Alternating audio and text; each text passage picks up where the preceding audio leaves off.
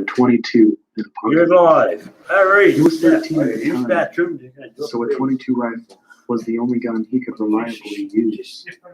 Dad had a shotgun, and I wasn't going anywhere without it. It took me a while to convince him, but finally we began tracking whatever did that. It wasn't hard either. We just followed the blood. Either that thing bled before it got away, or it dragged one for a mile. I don't know. I know I'd never seen my dad scared before that night. We started hearing noises. I've been in a lot of woods in my life. I've been all over the world. I haven't ever heard noises like I heard that night. I heard things screaming. Heard deer, a fox, and rabbits, and a raccoon, and birds. Just scared. Keep in mind, this is maybe 12 or 1 o'clock. Except the fox and some birds. Nothing was supposed to be even awake. But they aren't just awake. They were moving. I saw flocks of birds, just trying to get out of there. We came upon a pack of coyotes. Nearly shot a couple of them, thinking it was what we were looking for. But then we saw they were running towards us, then right past us. Didn't even notice. Then some deer did the same. Then some rabbits, squirrels, foxes, and even a couple wild hogs. These things were supposed to be eating each other, and the only thing they cared about was getting out of there.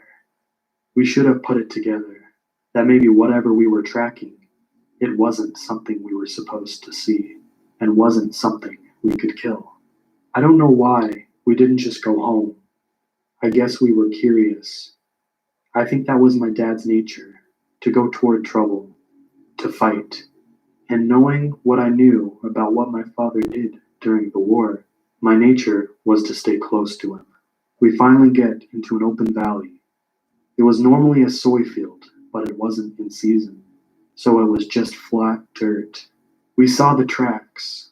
A lot of the animals fleeing the forest had paved over the land. But where that deer blood was, nothing had taken a single step, like they were leaving it for us to find. The tracks were shallow. Whatever it was couldn't have weighed more than 100 pounds.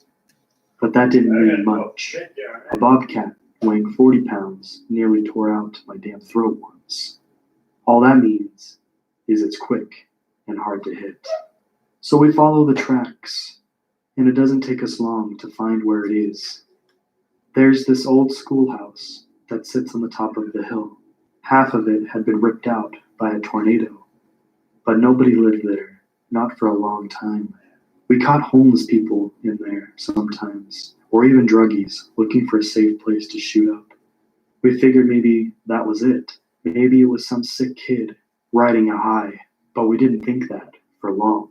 We'd get within 50 yards, and we'd hear this noise, a scratching kind of sound. It was sort of made up of two different sounds. One was a high-pitched screech, another was a low-pitched growl. It was making both at the same time. We get within 20 yards, and we hear the sound.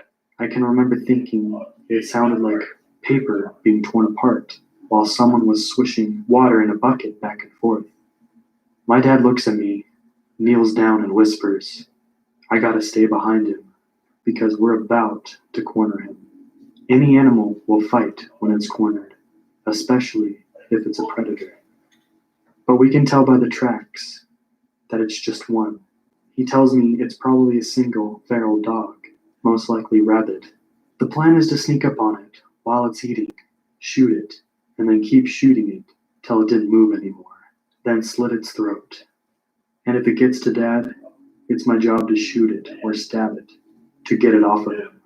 So he walks up, and I'm right behind him, just a tad to his side, so I can see what it is. I wish to this day that I hadn't. It was leaning over a carcass, tearing off its flesh, and throws what it doesn't nibble aside. There was blood all over the brick, glistening in the moonlight. It's pale white, human-looking, but not quite human. It had arms and legs like a human, but it sat like a monkey, hunched over, and its hands weren't normal. It had long fingers with claws at the end. So we see that, and my dad hesitates. He wasn't about to fire on a person, so he clears his throat, trying to get it to turn around. I swear to God, all the noise just ceased.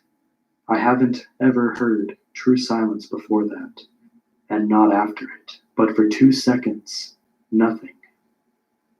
Nothing made any noise, which made it all the louder when it turned around and made this shrill cry and jumped on my dad. He got a shot off. I think he missed. If he hit the thing, it didn't mind. But it was on him, tears parts of him off. I start shooting with my .22 point blank, but it barely bled. I got off 5 rounds, and then I started hitting it with the butt of the gun. It wasn't budging. It didn't even register that I was there.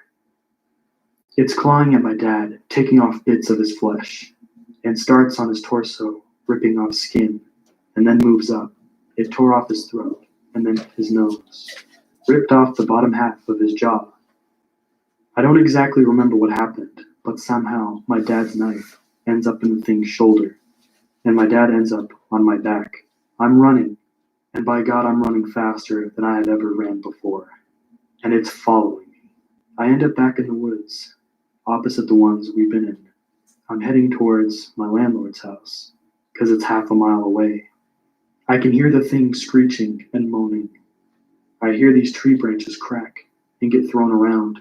It sounds like someone's taking an axe to every single tree I pass. It's cracking so loud and often, but I just can't look back. Finally, I trip into gravel. I look up, and there's my landlord and a bunch of his buddies, drinking around a campfire. I scream and I cry, and they come over. I'm telling them to call an ambulance. And he looks at me, and I'll never forget what he said. "What's on your back?" he asked me. Just as he said it, he saw one of those god-awful flannel shirts my dad wore everywhere. It was what was left of my dad. Suddenly we hear it, screeching. He grabs me and my dad gets thrown to the ground. I'm fighting him, crying, because I think we can still save him somehow. Holy fuck. But my dad had been gone before I ever picked him up. He has to I'm not feeling much pain. throw me aside before I come. Holy fuck.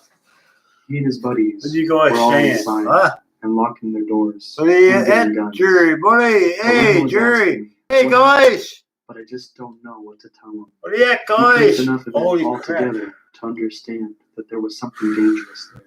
All the lights in the house were on, and someone called the cops. They'll be there, but in 15 minutes. Fucking on this We look outside and see it walk in front of the fire they've made. They don't know what it is. One of them says it looks like an ape.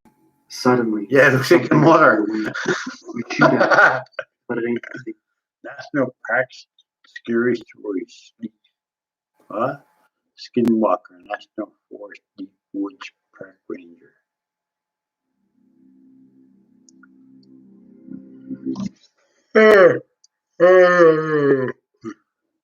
Hoe jag måste man inte nytta att